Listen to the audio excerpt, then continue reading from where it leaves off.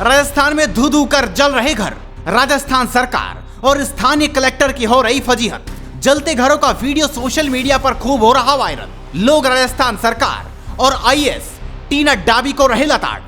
भारत की छवि को बिगाड़ रहा राजस्थान, मानवता को भी नहीं दे रहा स्थान। जब पावर और शोहरत का घमंड सर चढ़कर बोलता है तो गुरूर पर उड़ान चढ़कर बोलता है, और इस गुरूर के आगे जिंदा इंसान भी कीड़े मकोड़ों की तरह लगता है। हम ऐसा इसलिए कह रहे हैं क्योंकि राजस्थान में जो हुआ वह देखकर और सुनकर आपके भी रोंगटे खड़े हो जाएंगे। तो धैर्य रखिए और पूरी बात ध्यान से सुनिए। अक्सर आपने पुरानी फिल्मों में किसी बड़े आदमी के द्वारा झोपड़ियों को आग के हवाले करते देखा होगा, लेकिन जब ऐसा ही नजारा हकीकत में देखने लगे तो यकीनन तन और मन दोनों कांप उठते हैं। दरअसल बात कुछ यूं ही है कि इस समय राजस्थान के बॉर्डर पर लगातार पाकिस्तान से आए हिंदुओं का तंबू लगाकर राजस्थान के किनारे रहना जारी है, और इनको हटाने के लिए प्रशासन शक्ति दिखा रहा है। जहां कभी खुलेआम चेतावनी दी जाती है कि यह जगह खाली कर दो, तो कभी बुलडोजर लाकर तंबू को नेस्तनाबूद किया जाता है। यहां तक तो ठीक, लेकिन इसके बाद जो हुआ वह चौंकाने वाला है।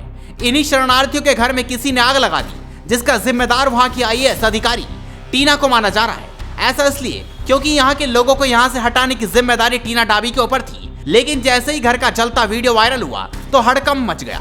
लोग टीना डाबी से लेकर राजस्थान की कांग्रेस सरकार पर निशाना साध रहे हैं और पूछ रहे हैं, आखिरकार ये भारतीय संस्कृति में कहां सिखाया गया है कि किसी के घर को आग लगाकर उसे हटा दिया जाए। अगर उस घर के अंदर कोई छोटा बच्चा होता और उसकी भी जलकर मौत हो जाती तो उसका जिम्मेदार कौन होता?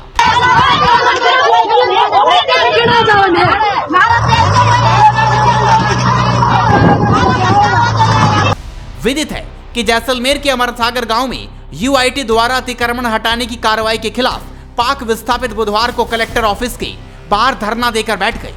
पाक विस्थापितों का आरोप है कि अतिक्रमण हटाने के नाम पर उनके घरों को तोड़कर उन्हें बेघर किया गया है। कलेक्टर ऑफिस के बाहर टेंट लगाकर पाक विस्थापित पुरुष, महिलाएं और बच्चे धरने पर बैठ गए। उनकी मांग है कि उनको वापस उसी जगह या किसी दूसरी जगह बसाया जाए। वहीं अमरसागर सरपंच पूनम मेघराज परिहार ने बताया कि अमरसागर में कई पाक विस्थापित बरसों से रह रहे हैं और हमारे परिवार की तरह हैं, मगर ये लोग भूमाफिया बने हुए हैं। वहीं यूआई चेयरमैन और जिला कलेक्टर टीना डाबी का कहना है कि अतिक्रमण को हटाने की कार्रवाई यूआईटी ने की। इसके अलावा अतिक्रमण की शिकायतें मिल रही थी। पाक विस्थापित सुगुनी देवी का आरोप है कि चंद लोगों की नजरें उनकी जमीन पर थी, उन्होंने शिकायत कर उनको बेघर करवाया। वे पाकिस्तान के अत्याचारों से तंग होकर बड़ी उम्मीदों के साथ भारत आए थे कि यहाँ उनको आसरा मिलेगा और अपने देश का एहसास होगा, मगर यहाँ तो पाकिस्तान से भी ज्यादा अत्याचार उनके साथ हो रहे हैं। अब वे जाएं तो जाए कहाँ? विदित हो कि जैसलमेर से 5 किलोमीटर दूर अमरसागर गांव के पास सरकारी जमीन पर पाकिस्तान से आए शरणार्थी बसे थे।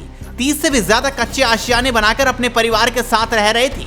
अमरसागर सरपंच पूनम मेघराज परिहार ने सरकारी जमीन पर अतिक्रमण को लेकर यूआईटी में शिकायतें की थी, और इसी के बाद लगातार उनको यहां से हटाने की कोशिश भी की जा रही थी। इन्हीं सब के बीच यहां की सरपंच पूनम मेघराज परिहार ने बताया कि अमरसागर में कई पाक विस्थापित बरसों से रह रहे हैं और हमारे परिवार की तरह हैं, मगर ये लोग भूमाफिया बने हुए हैं। सरकारी जमीनों पर पत्थर रखकर कब्जा करके आगे बेचते हैं और फिर आगे कहीं और अतिक्रमण करते हैं। पूनम मेघराज परिहार ने बताया कि हमने इसकी शिकायत लंबे समय से जिला प्रशासन और यूआईटी को की। ये बेशकीमती जमीन यूआईटी की है, इसको लेकर अतिक्रमण हटाने की कार्रवाई की गई। लेकिन ये बात ध्यान रखने योग्य है कि आखिरकार भारतीय परंपरा में ये बात कहां से शामिल है कि किसी को कहीं से हटाने के लिए उसके घर को आग के हवाले कर दिया जाए। इस मुद्दे को लेकर ट्विटर हैंडल पर एक यूजर लिखता है कि इतिहास गवाह है, जब जब किसी ने सहायक का घर उजाड़ा है, भगवान ने उसका संसार उजाड़ दिया। खैर, आपकी इस खबर पर क्या राय है? राजस्थान सरकार के द्वारा ऐसा करना भारतीय परंपरा और मानवता का खिलवाड़ है, या फिर अतिक्रमण हटाने की आड़ में जुर्म करने का सर्टिफिकेट? तो आप इस वीडियो पर अपनी राय दें और जुड़े रहिए हेडलाइंस इंडिया के साथ।